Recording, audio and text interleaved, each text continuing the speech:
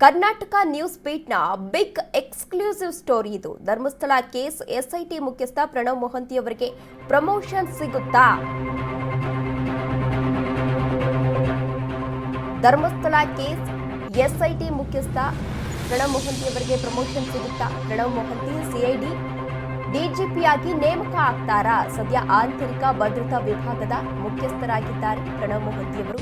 CID ಮುಖ್ಯಸ್ಥರಾಗಿ Dharmasthala ತನಿಖೆಯ ಮುಖ್ಯಾಧಿಕಾರಿಯಾಗಿ ನೇಮಕ ಆಗ್ತಾರಾ? 1944ನೇ ಬ್ಯಾಚ್ನ ಹಿರಿಯ ಐಪಿಎಸ್ ಅಧಿಕಾರಿ ಇವರು.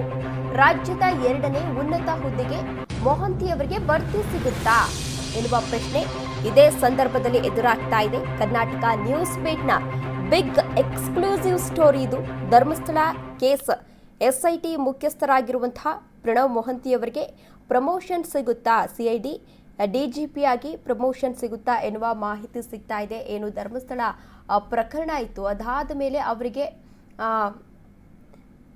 ಧರ್ಮಸ್ಥಳ ಪ್ರಕರಣಕ್ಕೆ ಸಂಬಂಧಪಟ್ಟಂತೆ ಈಗಾಗಲೇ ಪ್ರಣವ್ ಮೊಹಂತಿ ಅವರನ್ನ ಎಸ್ಐಟಿ ಅಧಿಕಾರಿಯಾಗಿ ನೇಮಕವನ್ನ ಮಾಡಲಾಗಿದೆ. 1944ನೇ ಬ್ಯಾಚಿನ ಹಿರಿಯ ಅಧಿಕಾರಿಯಾಗಿದ್ದಾರೆ, ಹಿರಿಯ ಐಪಿಎಸ್ ಅಧಿಕಾರಿಯಾಗಿದ್ದಾರೆ. ಅವರಿಗೆ ಪ್ರಮೋಷನ್ ಸಿಗುತ್ತಾ ಎನ್ನುವ ಪ್ರಶ್ನೆ ಎದುರಾಗ್ತಾ ಇದೆ. ಇನ್ನು ಧರ್ಮಸ್ಥಳ ಪ್ರಕರಣದಲ್ಲಿ ಆದಷ್ಟು ಒಳ್ಳೆಯ ರೀತಿಯಲ್ಲಿ ಕೆಲಸವನ್ನ ನಿಭಾಯಿಸಿಕೊಂಡು ಹೋಗ್ತಾ ಇದ್ದಾರೆ, ತುಂಬಾ ನಿಷ್ಠೆಯಿಂದ ಕೆಲಸವನ್ನ ಮಾಡ್ತಾ ಇದ್ದಾರೆ.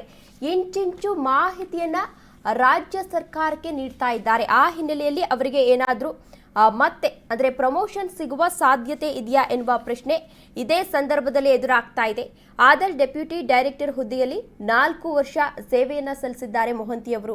ಬಾರ್ಡರ್ ಸೆಕ್ಯೂರಿಟಿ ಫೋರ್ಸ್ ಡೆಪ್ಯೂಟಿ ಕಮಾಂಡೆಂಟ್ನಲ್ಲಿ ಹುದ್ದೆಯಲ್ಲೂ ಕೂಡ ಈಗಾಗಲೇ ಸೇವೆಯನ್ನ ಸಲ್ಲಿಸಿದ್ದಾರೆ. ಇನ್ನು ಸಿಬಿಐ, RAW ಲೋಕಾಯುಕ್ತ, ಸಿಐಡಿಯಲ್ಲೂ ಕೂಡ ತನಿಖಾ ನಿಪುಣನ ಸೇವೆ, ಲೋಕಾಯುಕ್ತದಲ್ಲೂ ಕೂಡ ಭ್ರಷ್ಟರ ಸಿಂಹ ಸ್ವಪ್ನವಾಗಿದ್ದಂತಹ ಅಧಿಕಾರಿ ಇವರು. BSY ಕಟ್ಟ ಸುಬ್ರಹ್ಮಣ್ಯ ನಾಯ್ಡು, ಸಂಪಂಗಿ ಸೇರಿ ಹಲವರನ್ನ ಬಂಧಿಸಿದ್ದಾರೆ. ಯಾವುದೇ ಕೇಸನ್ನ ಇವರಿಗೆ ಒಲಿಸಿದ್ರು ಕೂಡ ತುಂಬಾ ನಿಷ್ಠಾವಂತರಾಗಿ ಕೆಲಸವನ್ನ ಸಲ್ಲಿಸಿರುವಂತಹ ಅಧಿಕಾರಿ ಇವರು. ಇವರಿಗೆ ಪ್ರಮೋಷನ್ ಸಿಗುತ್ತಾ? ಪ್ರಮೋಷನ್ ಅನ್ನ ಕೊಡ್ತಾ ಇದ್ದಾರಾ?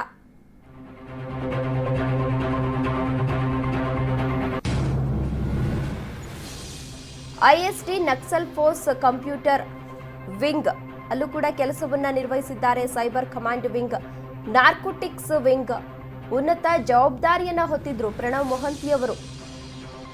ದೇಶದ ಆಧಾರ್ ಸೆಕ್ಯೂರಿಟಿಯನ್ನ ರೂಪಿಸಿದಂತಹ ಹಿರಿಯ ಅಧಿಕಾರಿಯಾಗಿದ್ದಾರೆ. ಆಧಾರ್ ಡೆಪ್ಯೂಟಿ ಡೈರೆಕ್ಟರ್ ಹುದ್ದೆಯಲ್ಲಿ ಸೇವೆಯನ್ನ ಸಲ್ಲಿಸಿದ್ರು ಪ್ರಣವ್ ಮೊಹಂತಿ ಅವರು. Border security force deputy commander ಕೂಡ ಆಗಿದ್ರು, ಅಲ್ಲೂ ಕೂಡ ಕೆಲಸವನ್ನ ನಿರ್ವಹಿಸಿದ್ದಾರೆ. ಸಿಬಿಐ, RAW ಲೋಕಾಯುಕ್ತ, ಸಿಐಡಿ ಅಧಿಕಾರಿಯಾಗಿಯೂ ಕೂಡ ಕರ್ತವ್ಯವನ್ನ ನಿರ್ವಹಿಸಿದ್ದಾರೆ. BS ಯಡಿಯೂರಪ್ಪ, ಕಟ್ಟ ಸುಬ್ರಹ್ಮಣ್ಯ ನಾಯ್ಡು, ಸಂಪಂಗಿ ಸೇರಿ ಹಲವರನ್ನ ಬಂಧಿಸಿರುವಂತಹ ಅಧಿಕಾರಿಯಾಗಿದ್ದಾರೆ. ಬೆಂಗಳೂರು CCBಯ ಜಂಟಿ ಆಯುಕ್ತ ಮತ್ತು ಹೆಚ್ಚುವರಿ ಆಯುಕ್ತರಾಗಿಯೂ ಕೂಡ ಈಗಾಗಲೇ ಸೇವೆಯನ್ನ ಸಲ್ಲಿಸಿದ್ದಾರೆ. ಇಂದು ಸಿಐಡಿ ಡಿಜಿಪಿ ಹುದ್ದೆಗೇರುವ ಸಾಧ್ಯತೆ ಬಗ್ಗೆ ಗೃಹ ಇಲಾಖೆಯಿಂದ ಮಾಹಿತಿ ಕೂಡ ಸಿಗ್ತಾ ಇದೆ. ತುಂಬಾ ನಿಷ್ಠಾವಂತ ಅಧಿಕಾರಿಯಾಗಿದ್ದಾರೆ. ಯಾವುದೇ ಕೆಲಸವನ್ನ ಕೊಟ್ಟರು ಕೂಡ, ಯಾವುದೇ ಕೇಸನ್ನ ಕೊಟ್ಟರು ಕೂಡ ತುಂಬಾ ಅಚ್ಚುಕಟ್ಟಾಗಿ ಕರ್ತವ್ಯವನ್ನ ನಿರ್ವಹಿಸಿದ್ದಾರೆ, ತನಿಖೆಯನ್ನ ಕೈಗೊಂಡಿದ್ದಾರೆ. ಲೋಕಾಯುಕ್ತದಲ್ಲಿ ಭ್ರಷ್ಟರ ಸಿಂಹ ಸ್ವಪ್ನವಾಗಿದ್ದಂತಹ ಅಧಿಕಾರಿಯವರು. BS ಯಡಿಯೂರಪ್ಪ, ಕಟ್ಟ ಸುಬ್ರಹ್ಮಣ್ಯ ನಾಯ್ಡು ಸೇರಿದಂತೆ ಸಾಕಷ್ಟು ರಾಜಕಾರಣಿಗಳನ್ನು ಕೂಡ ಬಂಧಿಸಿದ್ರು. ಸಂಪಂಗಿ ಸೇರಿ ಹಲವರನ್ನ ಬಂಧಿಸಿದಂತಹ ಅಧಿಕಾರಿ, ಅದು ಯಾರೇ ಇರಲಿ, ತಪ್ಪು ಯಾರದೇ ಆಗಿರಲಿ, ಕ್ರಮವನ್ನ ಕೈಗೊಳ್ತಾ ಇದ್ರು. ಜಂಟಿ ಆಯುಕ್ತರಾಗಿ ಕೆಲಸ ನಿರ್ವಹಿಸಿದ್ದಾರೆ. ಹೆಚ್ಚುವರಿ ಆಯುಕ್ತರಾಗಿಯೂ ಕೂಡ ಪ್ರಣವ್ ಮೊಹಂತಿ ಅವರು ಈಗಾಗಲೇ ಸೇವೆಯನ್ನ ಸಲ್ಲಿಸಿದ್ದಾರೆ.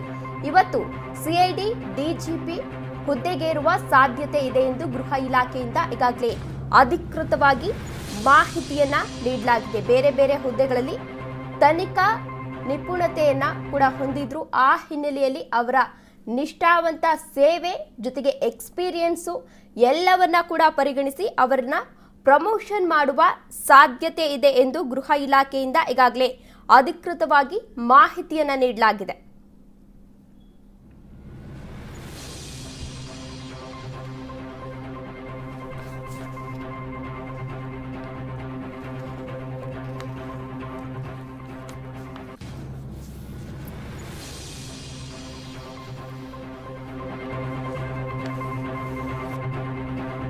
SIT ಮುಖ್ಯಸ್ಥರಾಗಿರುವಂತಹ ಪ್ರಣವ್ ಮೊಹಂತಿ ಅವರಿಗೆ ಪ್ರಮೋಷನ್ ನೀಡಲಾಗ್ತಾ ಇದೆ ಎನ್ನುವ ಸುದ್ದಿ ಹರಿದಾಡ್ತಾ ಇದೆ.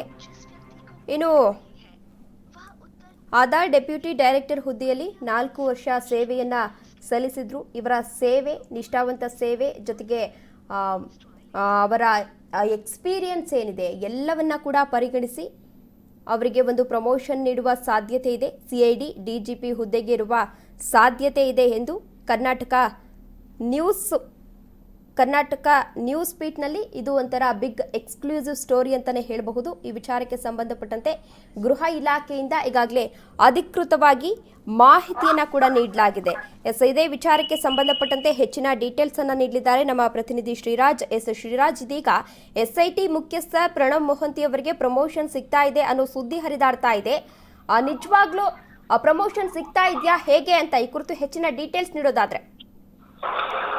ಹೌದು ತೇಜಸ್ವಿನಿ, ಧರ್ಮಸ್ಥಳ ಪ್ರಕರಣಕ್ಕೆ ಸಂಬಂಧಪಟ್ಟ ಹಾಗೆ SIT ಮುಖ್ಯಸ್ಥರಾಗಿರುವಂತಹ ಪ್ರಣವ್ ಮೊಹಂತಿ ಅವರಿಗೆ CID DGP ಆಗಿ ನೇಮಕಗೊಳ್ಳುವಂತಹ ಎಲ್ಲ ಸಾಧ್ಯತೆ ಇದೆ ಅಂತ ಗೃಹ ಇಲಾಖೆಯಿಂದ ನಮಗೆ ಒಂದು ಅಧಿಕೃತವಾದಂತಹ ಮಾಹಿತಿಯನ್ನು ನೀಡಿರೋದು. ಲೋಕಾಯುಕ್ತದಲ್ಲಿ ಪೊಲೀಸ್ ಅಧಿಕಾರಿಯಾಗಿದ್ದಂತಹ ಪ್ರಣವ್ ಮೊಹಂತಿ ಅವರು ಭ್ರಷ್ಟರ ಪಾಲಿಗೆ ಸಿಂಹ ಸ್ವಪ್ನರಾಗಿದ್ರು. ಸೊ ಅವರ ಕಾರ್ಯಚಟುವಟಿಕೆ ಮತ್ತು ಅವರು ಕಾರ್ಯನಿರ್ವಹಿಸುತ್ತಿರುವಂತಹ ವೈಖರಿಯ ಬಗ್ಗೆ ಭ್ರಷ್ಟರಲ್ಲಿ ಒಂದು ಅಳುಕಿತ್ತು. ಏನೇ ಮಾಡಿದ್ರು ಈ ಅಪ್ಪ ಬಿಡಲ್ಲ ನಮ್ಮನ್ನ ಅನ್ನುವಂತಹ ಒಂದು ಭಯ ಇತ್ತು. ಅಂತಹ ಒಬ್ಬ ಅಧಿಕಾರಿಗೆ ಇವತ್ತು CID ಮುಖ್ಯಸ್ಥನ ಸ್ಥಾನ ಅಥವಾ DGP ಆಗಿ ನೇಮಕಗೊಳ್ಳುವಂತಹ ಬಹುತೇಕ ಎಲ್ಲಾ ಸಾಧ್ಯತೆಗಳಿದೆ ಅನ್ನುವಂತಹ ಅಧಿಕೃತ ಮಾಹಿತಿ ನಮಗೆ ಗೃಹ ಇಲಾಖೆಯಿಂದ ಲಭ್ಯ ಆಗಿದೆ. ತೇಜಸ್ವಿನಿ, 1944ನೇ ಬ್ಯಾಚಿನ ಹಿರಿಯ IPS ಅಧಿಕಾರಿಯಾಗಿ ಅವರು ತೇರ್ಗಡೆಗೊಂಡಿದ್ದು. ರಾಜ್ಯದ 2ನೇ ಉನ್ನತ ಹುದ್ದೆಯಲ್ಲಿ ಅವರು ಇದ್ದಾರೆ. ಸೈಬರ್ ಕಮಾಂಡ್ ವಿಂಗ್ ಮತ್ತು narcotics wing, computer wing, ISD, Naxal force, ಈ ಎಲ್ಲ ಹುದ್ದೆಗಳನ್ನ ಬಹಳ ಯಶಸ್ವಿಯಾಗಿ ಅವರು ನಿಭಾಯಿಸಿದ್ದಾರೆ. ಈಗ ಪ್ರಣವ್ ಮೊಹಂತಿ ಅವರು ಸದ್ಯಕ್ಕೆ ಧರ್ಮಸ್ಥಳ ಪ್ರಕರಣಕ್ಕೆ ಸಂಬಂಧಪಟ್ಟ ಹಾಗೆ SIT ರಚನೆ ಏನಾಗಿತ್ತು ಅದರ ಮುಖ್ಯಸ್ಥರಾಗಿದ್ದಾರೆ. ಆ ತನಿಖೆಯಲ್ಲಿ ಬಹಳ ಪ್ರಮುಖವಾದಂತಹ ಮಹತ್ತರವಾದಂತಹ ಜವಾಬ್ದಾರಿಯನ್ನು ವಹಿಸಿಕೊಂಡಿರುವುದರ ಜೊತೆಗೆ ಒಂದಿಷ್ಟು ರಾಜ್ಯ ಮಟ್ಟದಲ್ಲಿ ತನಿಖೆಯ ಆಯಾಮವನ್ನೇ ಬದಲಾಯಿಸಿದ್ದಾರೆ ಅನ್ನೋದನ್ನೇ ನಾವು ಹೇಳ್ಕೊಳ್ಬಹುದು. ಈ ಹಿಂದೆ ಕೆಲಸ ಮಾಡಿದಂತಹ ಇಲಾಖೆಗಳಲ್ಲೂ ಕೂಡ ಪ್ರಣವ್ ಮೊಹಂತಿ ಅವರ ಕಾರ್ಯಾಚರಣೆ ಸರ್ಕಾರಕ್ಕೂ ಮತ್ತು ಇಲಾಖೆಯ ಒಂದು ಮೇಲ್ದರ್ಜೆಗೆ ಕೊಂಡೊಯ್ಯುವಂತಹ ನಿಟ್ಟಿನಲ್ಲಿಯೂ ಕೂಡ ಬಹಳ ದೊಡ್ಡ ಮಟ್ಟದಲ್ಲಿ ಅದು ಯಶಸ್ವಿಯಾಗಿತ್ತು ಅನ್ನೋದನ್ನ ನಾವಿಲ್ಲಿ ಗಮನಿಸಬಹುದಾಗಿದೆ. ಈಗ ಸದ್ಯಕ್ಕೆ ಅವರಿಗೆ CID ಇಲಾಖೆಯ DGP ಆಗಿ ನೇಮಕಗೊಳ್ಳುವಂತಹ ಎಲ್ಲಾ ಸಾಧ್ಯತೆಗಳು ಇವೆ ಅನ್ನೋದನ್ನ ನಾವು ಅಧಿಕೃತವಾಗಿ ಗೃಹ ಇಲಾಖೆಯಿಂದ ನಮಗೆ ಮಾಹಿತಿ ಲಭ್ಯ ಆಗಿದೆ. ತೇಜಸ್ವಿನಿ, ಓಕೆ, ಧನ್ಯವಾದ ಶ್ರೀರಾಜ್ ತಮ್ಮೆಲ್ಲ ಡೀಟೇಲ್ಸ್ಗಾಗಿ. SIT ಮುಖ್ಯಸ್ಥರಾಗಿರುವಂತಹ ಪ್ರಣವ್ ಮೊಹಂತಿ ಅವರಿಗೆ ಪ್ರಮೋಷನ್ ನೀಡಲಾಗ್ತಾ ಇದೆ ಎಂದು ಗೃಹ ಇಲಾಖೆಯಿಂದ ಇದೀಗ ಅಧಿಕೃತವಾಗಿ ಮಾಹಿತಿಯನ್ನ ನೀಡಲಾಗಿದೆ. ಅವರ ನಿಷ್ಠಾವಂತ ಸೇವೆ ಹಾಗೂ ಅವರ ಎಕ್ಸ್ಪೀರಿಯನ್ಸ್ ಎಲ್ಲವನ್ನ ಕೂಡ ಪರಿಗಣಿಸಿ ಅವರಿಗೆ ಪ್ರಮೋಷನ್ ಅನ್ನ ನೀಡಲಾಗ್ತಾ ಇದೆ.